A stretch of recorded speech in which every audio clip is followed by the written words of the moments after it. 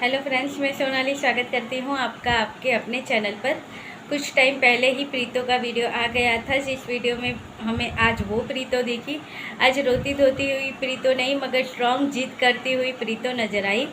जैसे सबको पता है कि कल जो जीजा का रात को वीडियो आया है 11 साढ़े 11 बजे, उस वीडियो में जीजा ने कुछ प्रूफ दिखाए हैं जो प्रीतो ने अपने वीडियो में कहे थे कि ये पैसे मेरे अकाउंट से लिए गए हैं। तो उसके इन्होंने प्रूफ दिखाए हैं कि मैंने नहीं लिए हैं, मगर ऐसा हुआ था। और उसके बाद जीजा ने एक वीडियो में कह भी दिया कि वो उनकी लाइफ में ये कोई मायने नहीं रखती अब, और वो इन्हें वापस नहीं ले जाना चाहते और नहीं ले जाएंगे। अब इन्हें ये अपनी लाइफ में नहीं चाहिए। और दूसरे दिन सुबह ही, अभी कुछ टाइम पहले, 1-1.5 घंटे पहले ही प्रीतो का वीडियो आ गया, जिसमें इसने कहा कि पूरे सोशल मीडिया पे सबके सामने ये कहती है वाईटी पे कि ये अपने ससुराल जाना चाहती है और सबसे वादा करती है कि ये जाने को तैयार है अगर ये ना ले जाए तो, और ये लेने आए और मैं ना जाऊं तो, मगर मैं जाना चाहती हूँ, सबके सामने मैं ये कहती हूँ। और बहुत सी बातों का जवाब दिया, जैसे कि जीजा ने जो अपने वीडियो में कहा था तो कह सकते हैं, तो उनका रिप्लाई। अब यहाँ पे क्या हुआ कि जीजा के वीडियो में जो आंटी जी, मतलब कि जीजा की मम्मी जी आई थी, तो वो उन्होंने जो बातें कही हैं, तो प्रीतो का यहाँ पे कहना है कि आप लोग सब दूर रहो और हस्बैंड वाइफ को एक साथ बात करने दो, हस्बैंड वाइफ को एक साथ रहने दो। जो भी डिसीजन है हम हस्बैंड वाइफ मिल के लेंगे, क्योंकि ये डिसीजन हमारा होना चाहिए।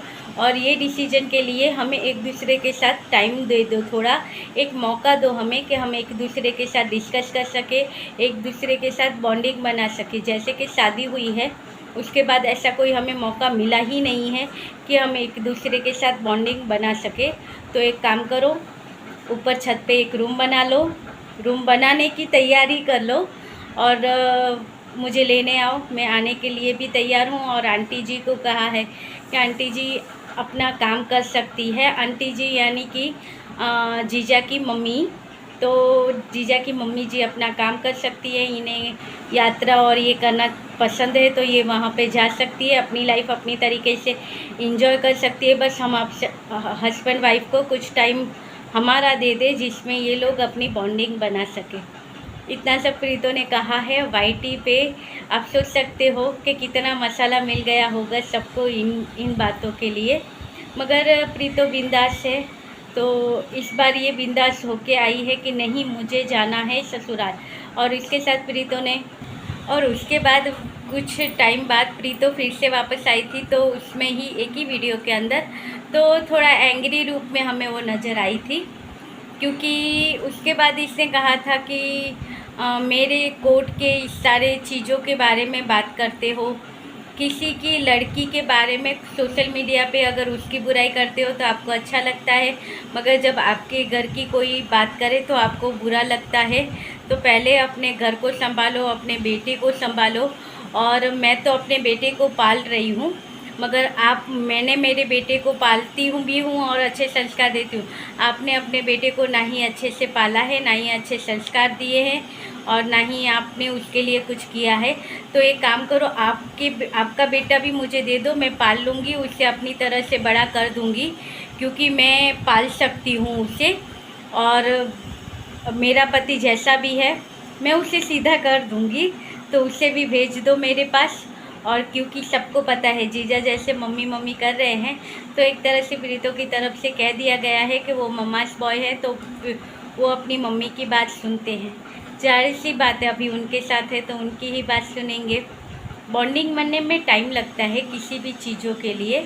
तो यहाँ पे मेन बात वही है कि यहाँ पे रिश्तों में बॉन्डिंग नहीं थी, जिसकी वजह से ये रिश्ता यहाँ पे पहुँचा।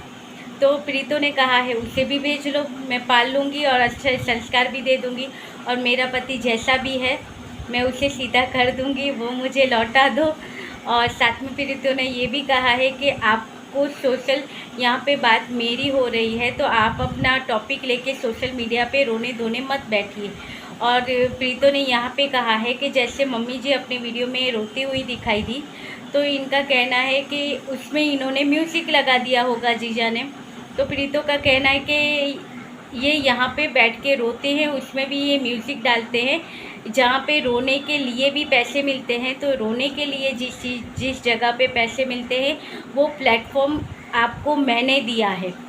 मेरे बगैर आप कुछ नहीं हो। जब आपके नाम के पीछे प्रीतो लगा तब जाके लोग आपको पहचानते हैं। मेरे नाम के अलावा आपको कौन पहचानता था? ये बात तो सही थी।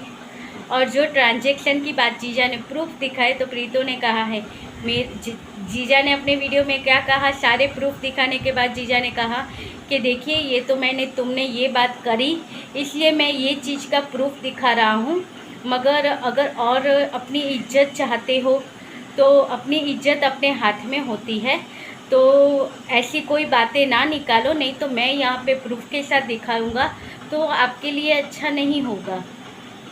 इसलिए अपनी इज्जत अपने हाथ में। तो यहाँ पे प्रीतो ने भी जवाब दिया है सामने कि इज्जत की ये बातें तो नहीं करो, मैं चुप बैठी हूँ, मुझे बोलने के लिए मजबूर ना करो कि क्या क्या हुआ है। और रही ये ट्रांजैक्शन की और ये सारी बातें, तो वो मैं वहाँ पे कोर्ट में दिखा दूँगी, और ज़रूरत पड़ी तो यहाँ पे भी दिखा दूँगी कि क्या है क्या नहीं है। इसलिए मुझे मजबूर ना करो। और मैं फिर भी यही कहती हूँ कि मैं आना चाहती हूँ। तो आप देखिए यहाँ पे हम लोग क्या कह सकते हैं कि ये क्या हो रहा है यहाँ पे। और फिर आपको बात करें तो इनके नीचे 2-3 कमेंट मैंने पढ़े थे, ज़्यादा नहीं पढ़े। एक कमेंट में आया था कि आप हस्बैंड वाइफ ने वाईटी को यहाँ यूट्यूब पे अपना कोर्ट बना लिया है, और जो जनता आपको देखती है उन्हें जज बना लिया है। मगर मैं कहूँ तो वाईटी को इन्होंने कोर्ट बना लिया है, मगर जनता को जज नहीं बनाया है। क्योंकि जनता तो कह रही थी, कुछ लोग कह रहे हैं कि आप एक हो जाओ, कुछ लोग कह रहे हैं आप डिवोर्स ले लो, कुछ लोग क्या कह रहे हैं। तो जनता का कहना भी तो कहाँ मान रहे हैं। अगर जज होते जनता तो मानते, मगर जनता का भी तो ये कहाँ मान रहे हैं। सिर्फ ये अपनी बातें हमारे सामने रख के ये कह लो कि यूट्यूब इनके लिए एक दूसरे के सामने बात पहुंचाने का जरिया है, जिसके द्वारा बात एक दूसरे तक पहुंच भी जाती है और अच्छी इनकम भी हो जाती है, अच्छे व्यू भी हो जाते हैं। जैसे प्रीतो ने ही कहा था कि वाईटी पे तो रोने धोने के भी आपको पैसे मिलते हैं और मेरे नाम से आप लोग कमा रहे हो। तो बात तो वही आ गई कि फिर अब इसको जाना है, उन्होंने मना कर दिया है। जबकि सबको पता है कि जीजा एक टाइम पे जब फंस गए थे, वो जिसके साथ कॉल पे इनकी बात हुई थी तब ये फंस गए थे। तब इनका कहना था जीजा का कि मैं इसे वापस लेके आना चाहता हूँ, मगर शर्त एक ही थी जीजा की कि जैसे गई थी वैसे वापस आ जाओ, ये चला था। और प्रीतो का कहना है कि इन्होंने वहाँ पे कुछ धारा होती है वो लगाई थी, कि कहा था कि मैं ये धारा यहाँ पे लगा रहा हूँ जिससे मैं अपनी बीवी को भी वापस ले जाना चाहता हूँ। तो जब अब बीवी चलने के लिए तैयार है तो ये क्यों मना कर रहे हैं। मगर जाऊँगी तो यही, मेरे बच्चे का बाप यही है, ये इन्होंने प्रूफ कर दिया है। और अगर क्या आपको विश्वास नहीं है कि आपके बच्चे का बाप कौन है, तो क्या आप फिर से आप क्या रिपोर्ट करवाना चाहते हो कोर्ट में ये डाल के। यहाँ तक कह दिया है कि अगर आपने मान लिया बच्चे का बाप यही है, तो अब तो इसका हक बनता है कि हम यहाँ पे ही आए और वहीं पे रहना है, अलग से नहीं रहना है। वही घर में दूसरा रूम बना के उसमें रहना है। तो चलिए देखते हैं अब इन शर्तों का क्या होता है, क्योंकि जीजा ने मना कर दिया है। अब देखना ये है कि आगे क्या होता है। केस क्या है, 2 ही केस चले हैं। डिवोर्स का केस तो हुआ नहीं है, केस 2 ही चले हैं। एक केस प्रीतो ने किया है डोमेस्टिक वायलेंस का, क्योंकि इससे इंसाफ चाहिए। इसके कहा है कि मुझे खून के आंसू रुलाए हैं, तो इसे इंसाफ चाहिए। और वहाँ पे जीजा ने सामने कस्टडी का, बच्चे की कस्टडी का केस किया है। उसमें भी प्रीतो ने कहा है कि इनके पास कोई और ऑप्शन नहीं था, इसलिए इन्होंने कस्टडी का केस किया है। अब कितना कौन सच है ये नहीं पता है। वहाँ से जीजा अपना रिप्लाई रख रहे हैं, अपनी बात रख रहे हैं, वो देखेंगे तो हमें वो सही लगते हैं। यहाँ पे प्रीतो अपना रिप्लाई रखती है, वो देखते हैं तो हमें ये सही लगती है। आप बताइएगा कि आपको कौन सही लगता है, प्रीतो सही लगती है, जीजा सही लगते हैं, या प्रीतो की मम्मी जी सही लगती है। जो भी आपकी राय हो आप कमेंट सेक्शन में ज़रूर बताना।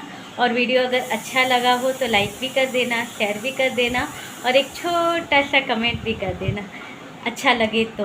तब तक के लिए